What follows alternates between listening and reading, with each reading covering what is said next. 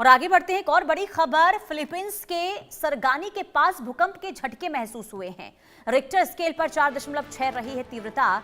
सरगानी से 51 किलोमीटर पश्चिम दक्षिण पश्चिम केंद्र इसमें बताया जा रहा है इसका, और 43.5 किलोमीटर की गहराई में भूकंप दर्ज हुआ है। फिलहाल जानमाल के नुकसान की कोई सूचना नहीं है।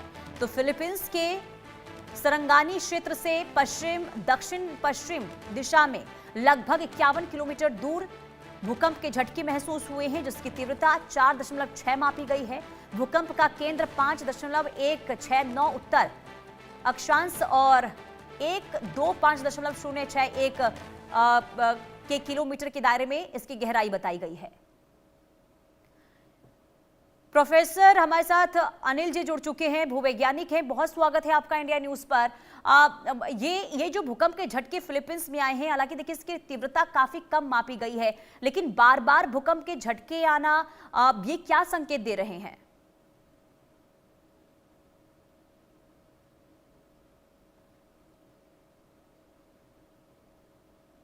भूकंप की जो खबरें हैं वो अभी बहुत फ्रिक्वेंट हो गई हैं। जी। ये बात थोड़ी सी राहत की बात है कि ये भूकंप जो आया है रिक्टर स्केल में बहुत ज्यादा बड़ा नहीं है, और इसका जो एपिसेंटर है वो बहुत नीचे है, जमीन में काफी गहराई पे है।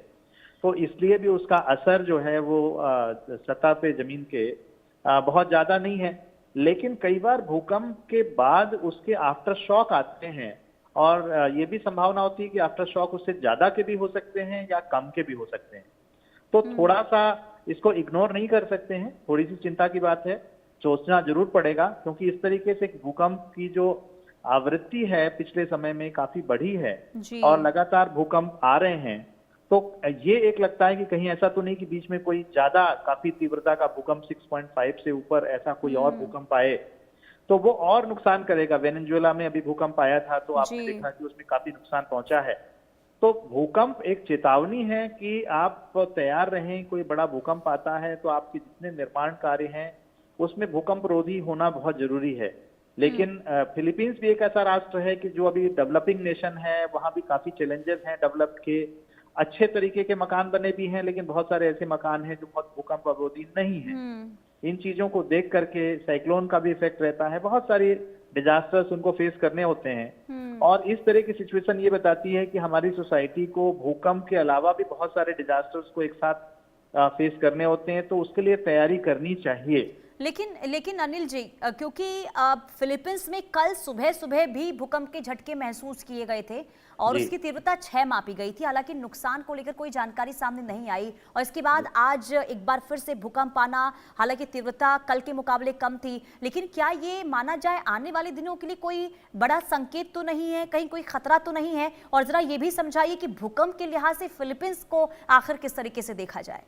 देखिए, फिलीपींस को एक संवेदनशील क्षेत्र के रूप में देखना चाहिए, क्योंकि 6.1 एक तरीके से मैनेजेबल है, लेकिन अगर वही 6.4, 6.5 होता है तो नुकसान की संभावना अचानक से एकदम बहुत बढ़ जाती है। और इसके साथ साथ जब अर्थक्वेक होता है तो अगर अर्थक्वेक का एपिसेंटर समुद्र के पास है या समुद्र के अंदर है तो सुनामी का भी खतरा बढ़ जाता है। तो ये एक मल्टीपल चैलेंजेस होते हैं अर्थक्वेक को लेकर के, डायरेक्ट इम्पैक्ट और इनडायरेक्ट इम्पैक्ट दोनों होते हैं।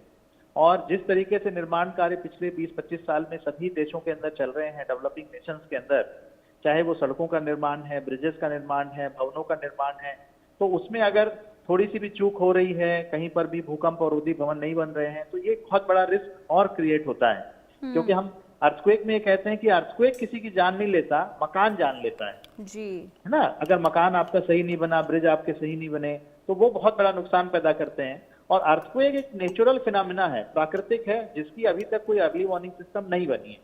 ये एक थोड़ी सी वो उसकी बात है, क्योंकि बहुत अर्ली वार्निंग सिस्टम हमारा इसके बारे में बहुत मजबूत नहीं है, रिसर्च बहुत जारी है, लेकिन धरती के अंदर जो ऊर्जा है वो किसी तरीके से निकलने की कोशिश करती है, और इसकी वजह से इस तरह के अर्थक्वेक की आवृत्तियां होती हैं।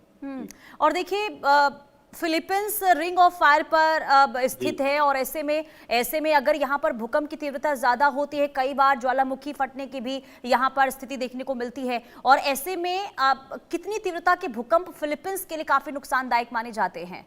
अनिल देखिए, अभी जैसे वेनेजुएला का ही उदाहरण ले तो 7.5 का था, तो अब यहाँ पर अगर 6.5 से जैसे ही थोड़ा आगे बढ़ता है तो फिर वो नुकसान बढ़ता जाता है, ठीक है। और जितना ज्यादा बढ़ जाएगा उतना नुकसान अधिक हो सकता है। जी। ठीक है, बहुत शुक्रिया अनिल जी इंडिया न्यूज के साथ जुड़ने के लिए और जानकारी देने के लिए।